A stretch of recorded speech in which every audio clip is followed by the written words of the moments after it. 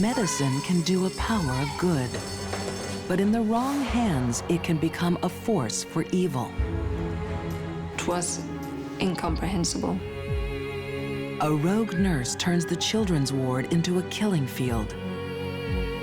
She had another go at this tiny baby. In the hands of a desperate housewife, medicine becomes a deadly weapon. Some people are so evil, they don't care who they take out. And a mother with a horrifying compulsion kills her babies and uses a medical diagnosis to hide it. 2 babies was suspicious, but 4, that's murder. These are deadly women, turning the hope of life into death by using bad medicine.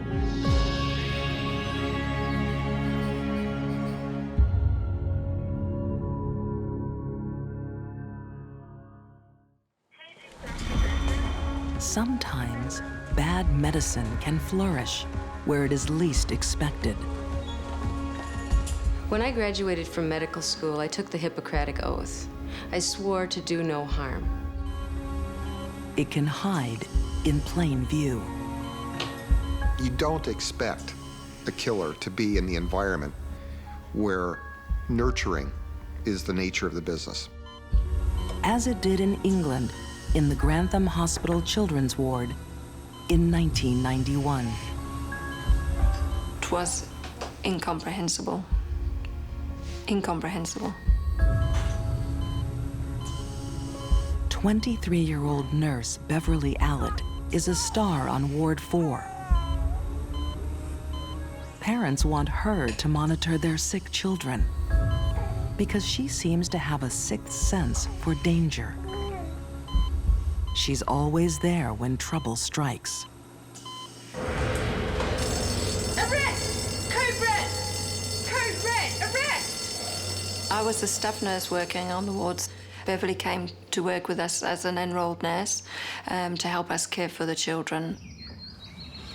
In 1991, Mary Reet found herself on the front line of bad medicine. There was a spike in emergency incidents in her ward as children on the mend were suddenly dying. At first, we thought maybe there was some kind of infection that we couldn't identify that was causing the problems. Mary would later discover she was working with a serial killer. But at the time, she was concentrating only on saving lives. One particular evening, I was on duty, and Beverly had gone to feed the baby, Patrick Alston. He was a tiny wee fella. He was about 9 weeks old. Hi.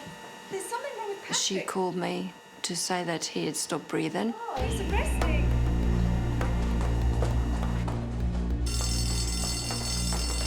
Code red! Dr. Bingham, code red!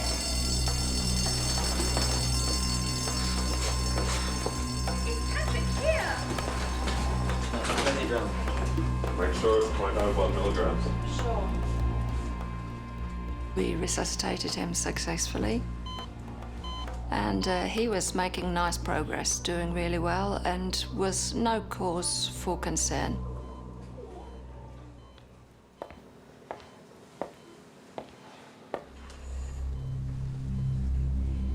Mary Reet had no idea Nurse Allitt had made an unsuccessful attempt to suffocate baby Patrick.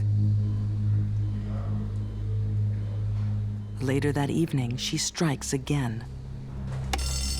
Arrest! Code red! Arrest! This time, baby Patrick stops breathing. So again, we resuscitated him. This time he was evacuated to the intensive care unit because obviously, although we'd resuscitated him, he was quite sick. Eventually, Mary learns the true horror of that night. I realized that we had saved him the first time, but then we put him in danger's way again.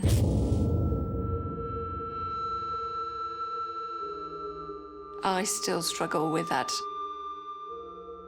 She had another go at this tiny baby. I'm sorry. Baby Patrick suffers permanent brain damage. There's no shortage of new victims for Nurse Allitt, as unsuspecting parents hand over their children. By April 1991, the hospital knows something's wrong in Ward 4. They count 25 suspicious incidents.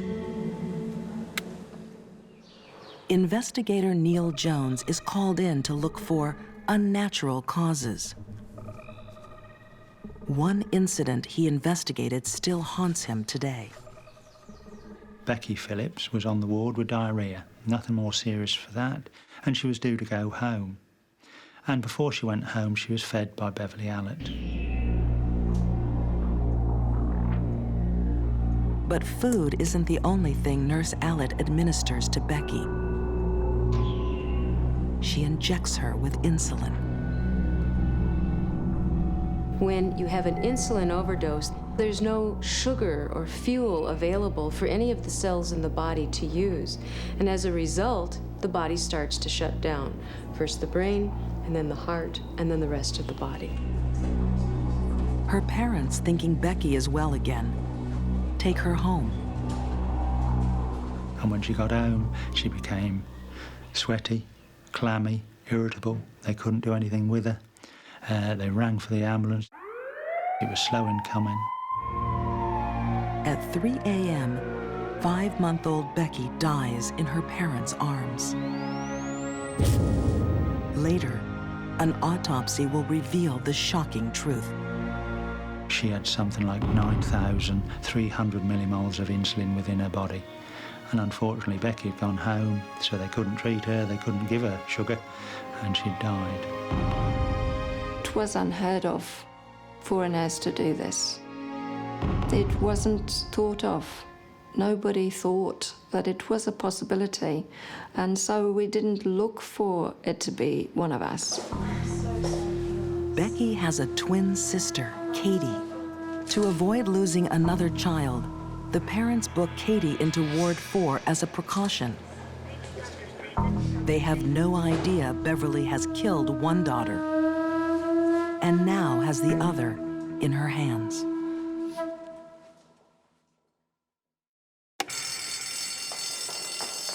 Code red! Dr. Bingham, code red! Katie Phillips' twin sister died just days earlier. And now, in Children's Ward 4, at England's Grantham Hospital, the 5-month-old baby is fighting for her life. Over the next 4 days, Katie had 4 relapses, and she was found unconscious, usually in the arms of Beverly Allitt.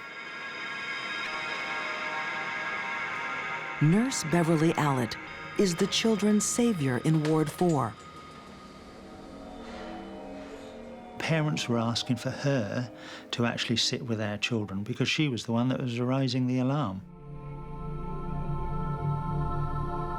But little do they know, parents are consigning their children to death or serious injury. I baptize you, Katie, in the name of the Father, the Son, and the Holy Spirit. Katie Phillips is now permanently brain damaged due to lack of oxygen. But incredibly, her attacker is asked to be her godmother. A tribute to the heroic nurse who saved her life. When someone's child is in a life-threatening situation, they're very vulnerable, and a nurse or caretaker can seize that opportunity to ingratiate themselves and feel good about the role they're playing. And this, investigators would uncover, is what drives Beverly Allitt. A need to be loved and respected, a diagnosed medical condition. Munchausen by proxy is a condition wherein the individual hurts someone else to gain attention for themselves. people go into this profession that suffer from Munchausen or Munchausen by proxy because it gives them access to victims.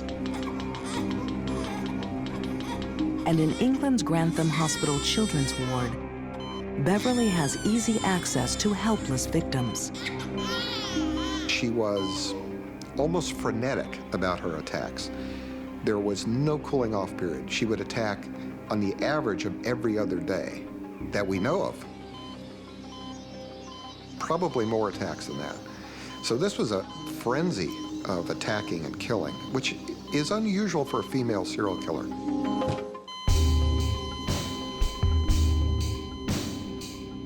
But once police are called in, Nurse Allitt's 2-month reign in Ward 4 begins to disintegrate.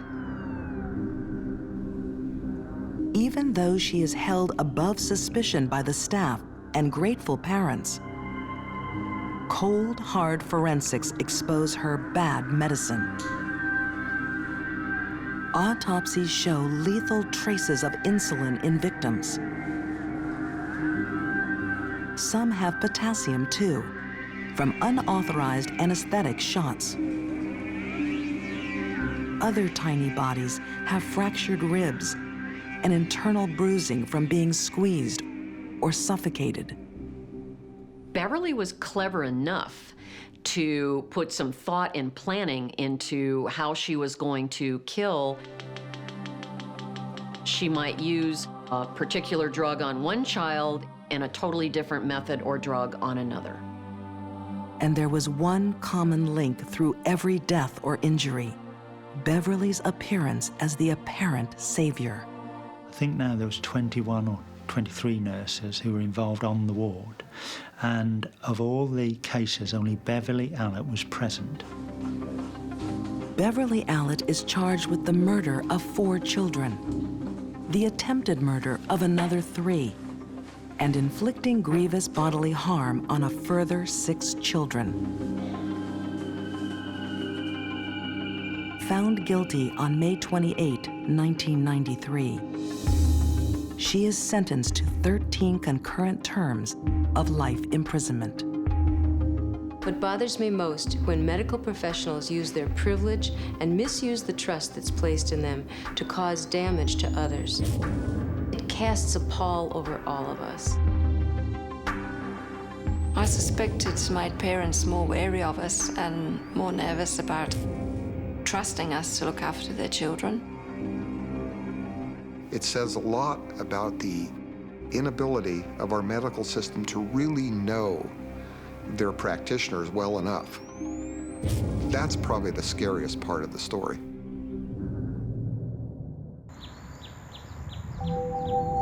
Some doses of bad medicine are so unexpected, so astonishing, they are almost impossible to detect. At least that's what one murderer was hoping in the summer of 1986 in Auburn, Washington.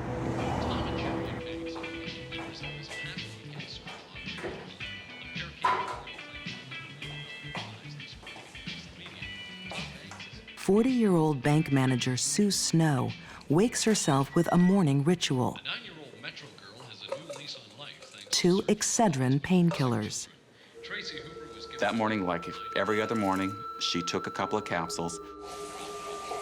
She took them instead of drinking a cup of coffee. She wanted the buzz from the caffeine, which is part of the pill.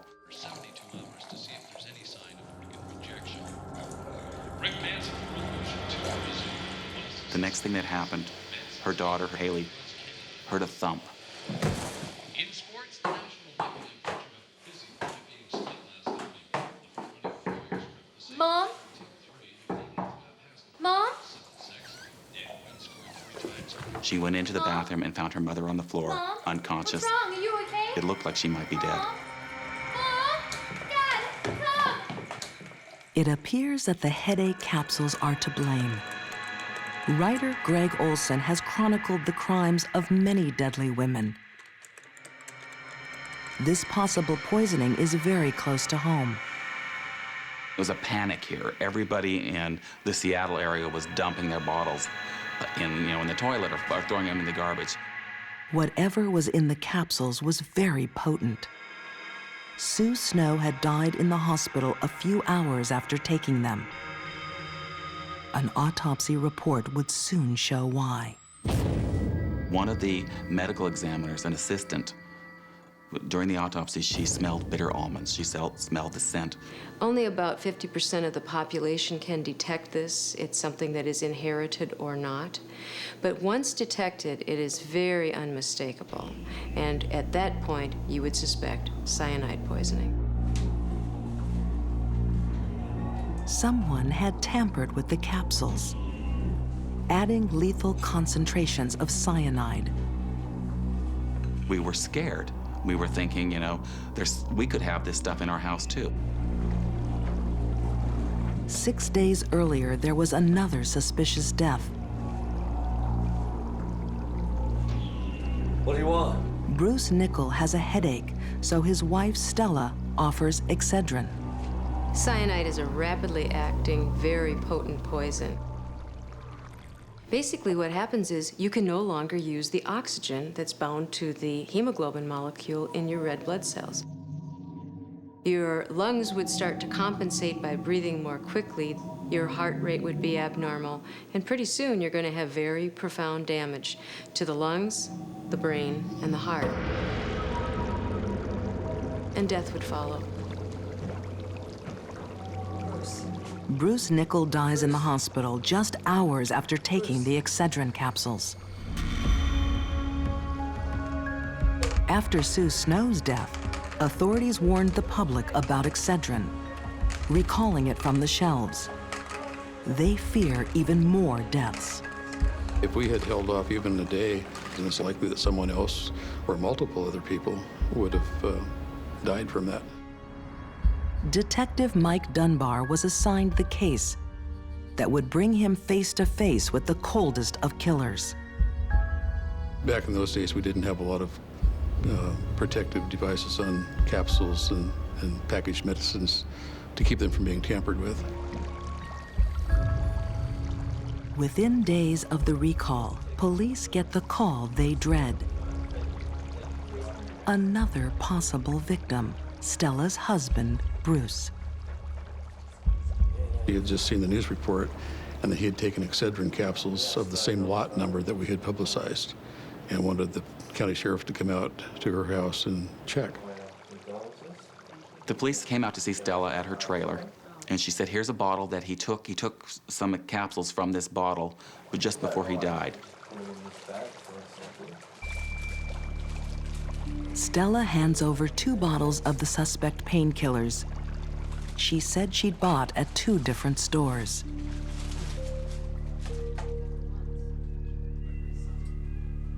So far, forensic testing of thousands of recalled bottles has found only 2 positives for cyanide.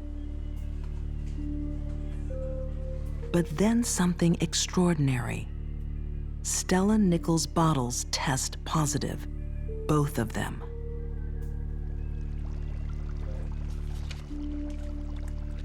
How could somebody be so unlucky to go from one store in one town to another store in another town and end up with 2 of the 5 bottles that were eventually discovered? I mean, come on. It's not going to happen. Statistically, it was nearly impossible that she randomly went to those stores and randomly purchased those 2 bottles. And that was initially what pointed to her as a very good suspect. Stella Nickel races straight to the top of the suspect list. But 2 things are missing: motivation and proof.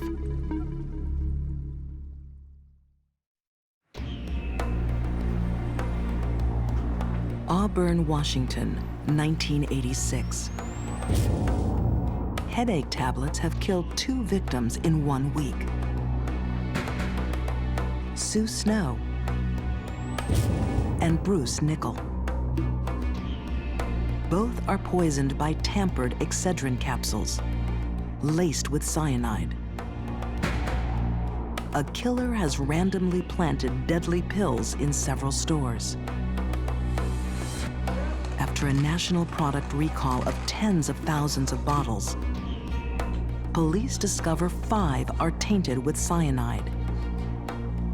As I recall, there was, somewhere between 7 and 9 contaminated capsules in each of the bottles. So, you could wipe out a family quite easily. But incredibly, 2 of those 5 bottles were bought by the same person. The wife of one of the victims, Stella Nickel. The idea that she bought those 2 bottles at 2 different places was astronomical. It just didn't seem like that could make sense. Statistically, the odds are almost impossible. Police suspect Stella Nickel is somehow linked to the murders. They start digging into her past. Stella grew up rough. She'd been raped. She'd had a baby at 14. She had a mother that had 7 husbands. She had a brother who was murdered in their house. She had everything bad that you can have happen to a person.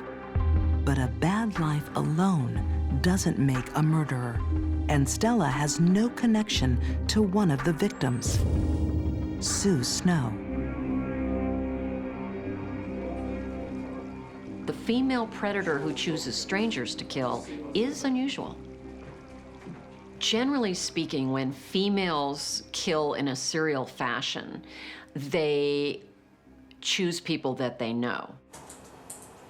The indiscriminate poisoning of random shoppers suggests the murderer is a sociopath, the kind often encountered by criminal profiler Candace DeLong. People that are sociopaths do wear what's known as a mask of sanity. Frequently being married, having children, holding jobs, and no one knows about their murderous deeds. Was Stella Nickel wearing a mask of sanity? Police investigations are getting closer to the truth. Once they started digging into her background, they found all these life insurance policies. It was learned that she had taken out insurance policies in her husband's name without his knowledge and had forged his signature on them. They found a marriage that was fractured beyond belief. She seemed to like the party life. She liked to go out on the town and go to the local lounges and bars, and she liked men. And they found a woman who was basically so greedy, it seemed like she'd do anything for money. The forged life insurance policy is worth more to Stella if her husband dies accidentally. Basically, she'd get another $100,000 if it was an accidental death. Murder is an accidental death. Police start to believe Stella murdered her husband for profit. But she needed the right accident to collect, one that covered her tracks. So she creates an accident that also kills others, poisoned medicine.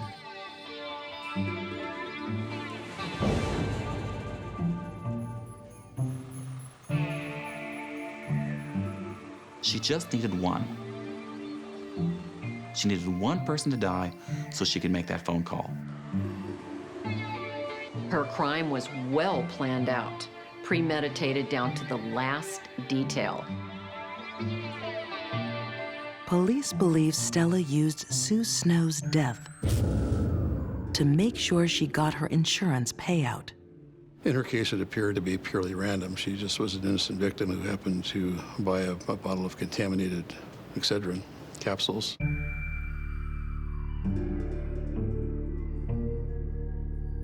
The crime is so monstrous, investigators need hard evidence to convince a jury.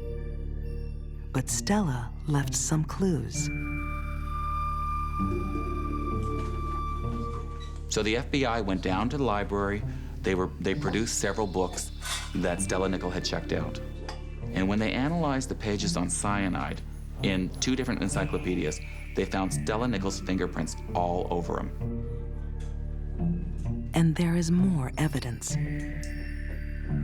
Whoever contaminated the capsules left strange green specks amongst the cyanide and painkiller. They did further analysis of those specks and determined that they were a product called algae destroyer, which is what an aquarium enthusiast uses to kill algae in their fish tank.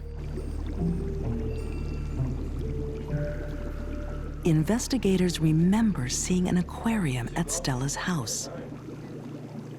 It's a long shot, but police checked fish stores in the area. And they came up with one in Renton, Washington, that Stella had frequented. And the fellow there said, I sold that product to Stella. I'm absolutely sure of it. I told her to crush it up in a bowl to soften it.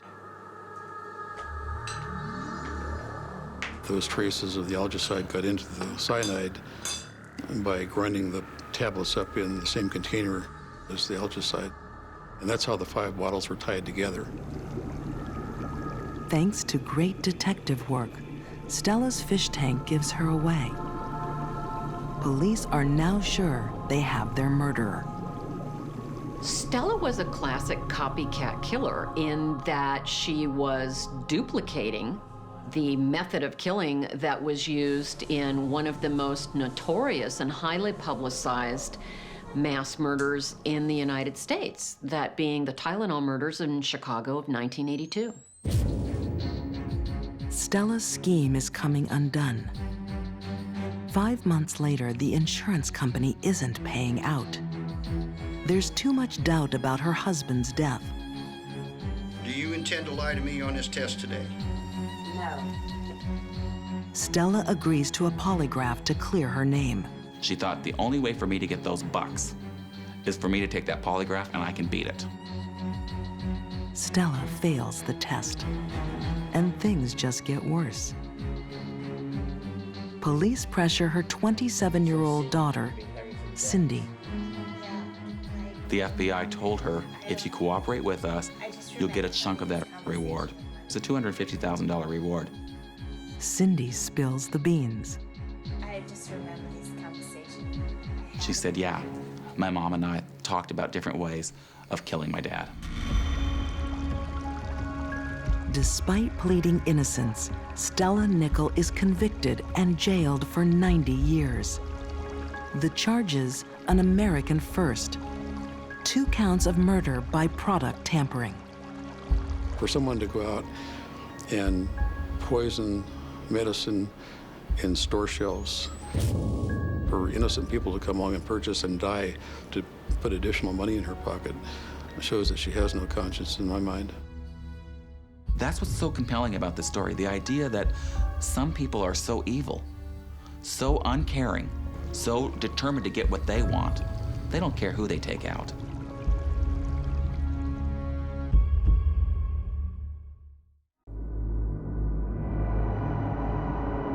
In medicine, there are still many mysteries. Some diseases remain hard to explain, and even harder to cure. But to misrepresent medical symptoms to cover up the murder of innocents is the very worst kind of medicine.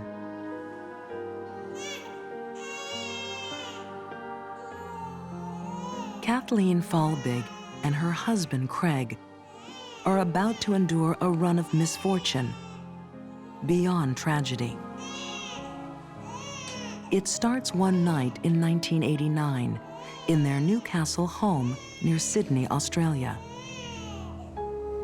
I would imagine that it would be every father's worst nightmare.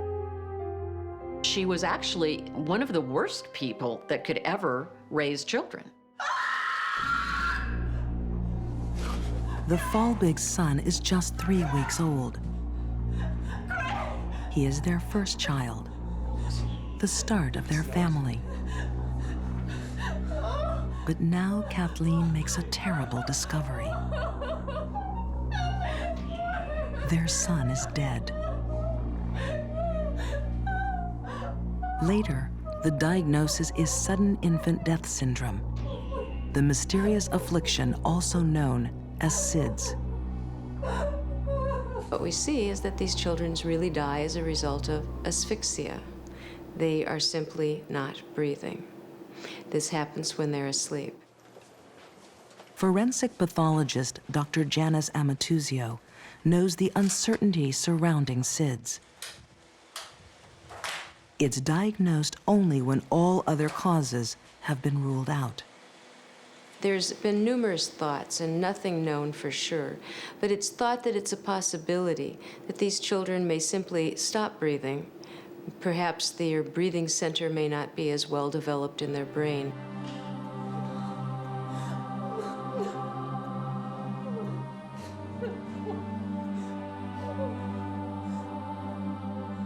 To the world, the Falbigs are just another unfortunate couple who've lost a baby to sudden infant death syndrome.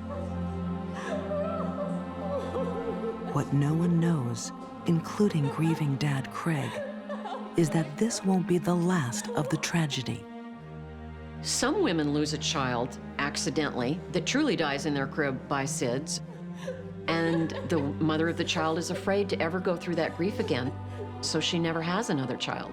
Not women that kill their own children. They want to do it again and again, and what we see is them having a child every year. Just over a year later, Kathleen gives birth to another son. And soon tragedy strikes again.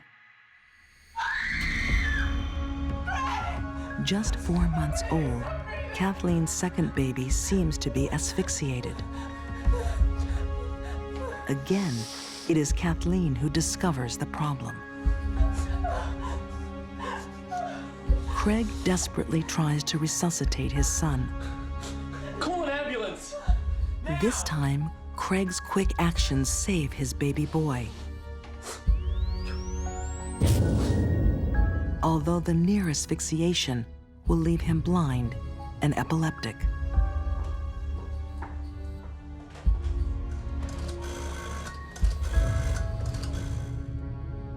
But within a year, he would be dead. It's happened again! Again from asphyxia. This time thought to be brought on by an epileptic fit.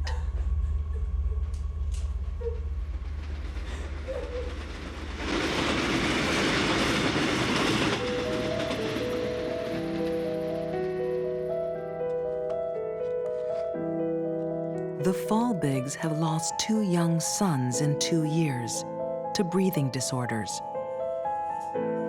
No one suspects anything but devastating misfortune.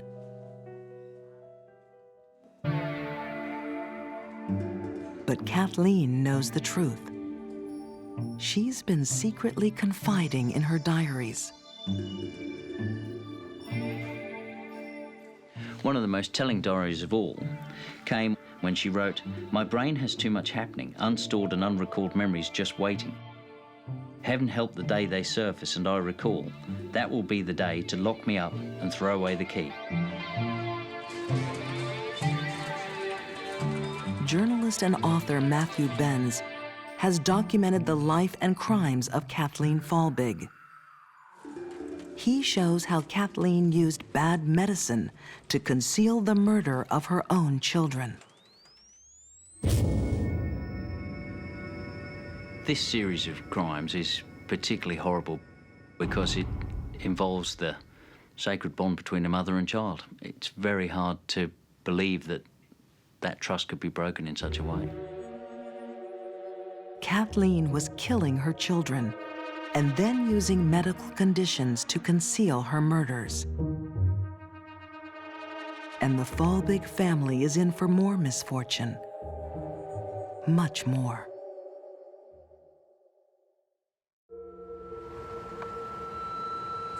In Newcastle, Australia, a young couple seems to be having a tragic run of bad medicine.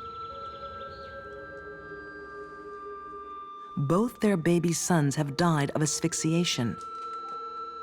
One diagnosed as sudden infant death syndrome, the other from epileptic seizure. Hey, Adam.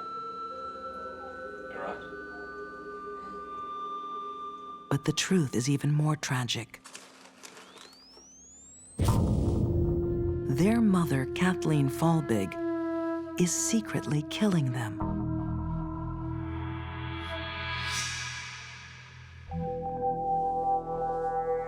but no one suspects her. Instead, they feel sorry for her, a mother whose children have been besieged by medical tragedies. But Kathleen has a secret past that may well ensure she will kill again. She really had a script written for her that was directing trouble for the rest of her life. Kathleen's father, Thomas Britton, was not a very nice man by all accounts. He had served 8 months for grievous bodily harm for slashing his first wife's throat. He had fathered several children before he met Kathleen Donovan, who was Kathy Folbig's mother.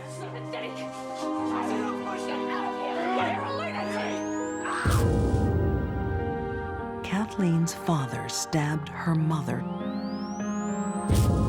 24 times.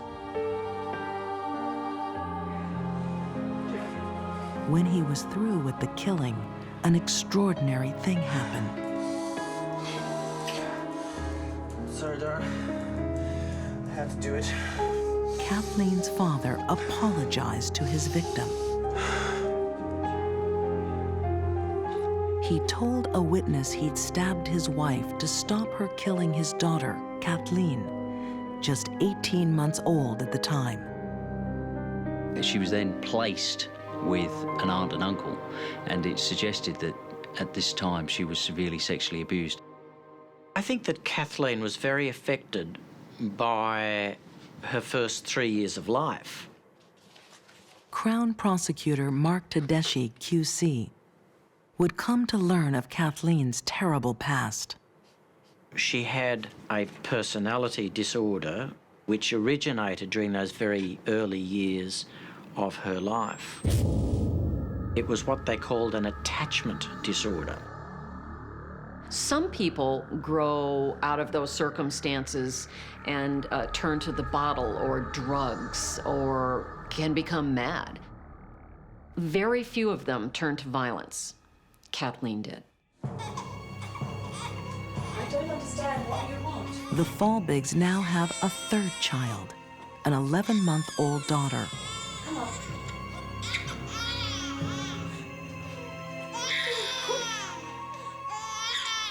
One night, she is restless with a cold and won't go to sleep. Stop it.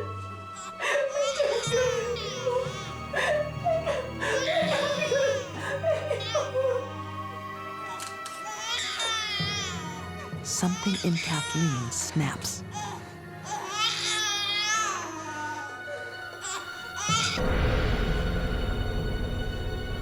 She had this disorder of connection with her own children, which caused her to lose control and enter these stages of rage against her children.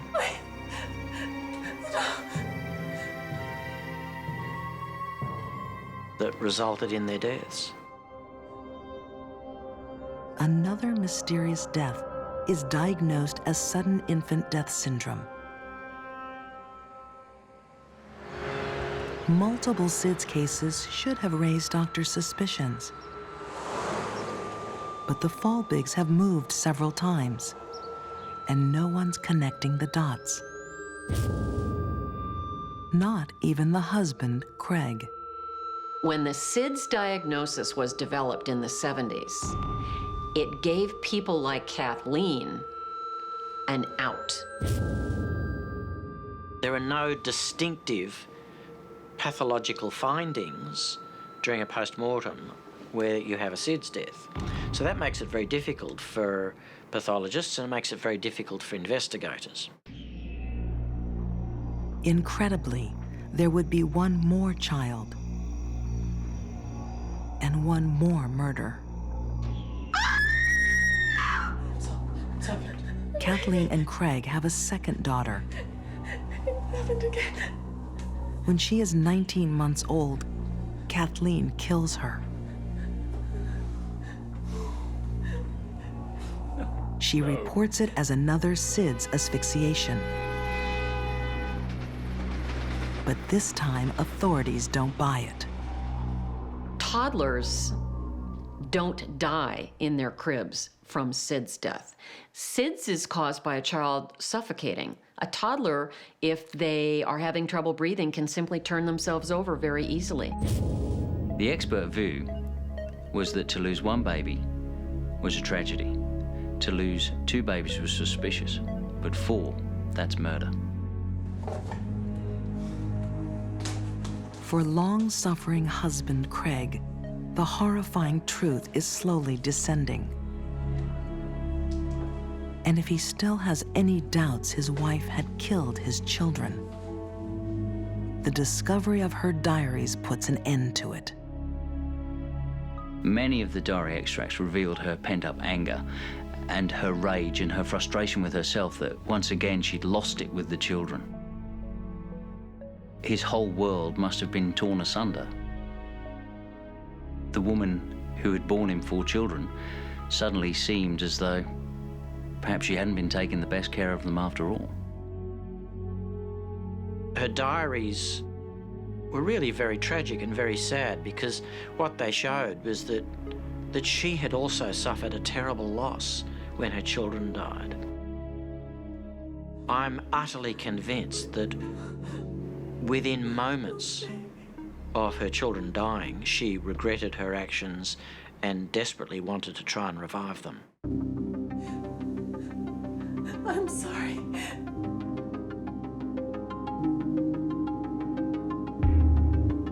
The Falbigs are no longer a family. All the children are gone, and now the marriage is over.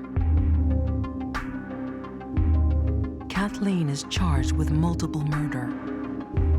The jury takes just 8 hours to find her guilty on 3 counts of murder, 1 count of manslaughter, and 1 count of bodily harm. Kathleen serves a 30-year sentence without parole. She has never admitted guilt, but her story sent around the world a suspicion of bad medicine. Many sudden infant death syndrome cases are now being looked at, in many cases unfairly, where they are genuine deaths and the grieving parents are now having to go through the pain again. To most, it remains an unimaginable crime that challenges our reasoning. The episodes of anger and rage that she exhibited toward her own children was probably a result of her horrible, horrible childhood and all the psychological damage that was done to her. She herself recorded in her diaries, "I am my father's daughter."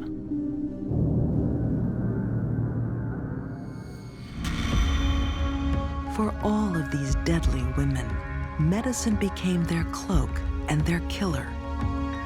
They took our trust in the medical world and perverted it to their own evil ends.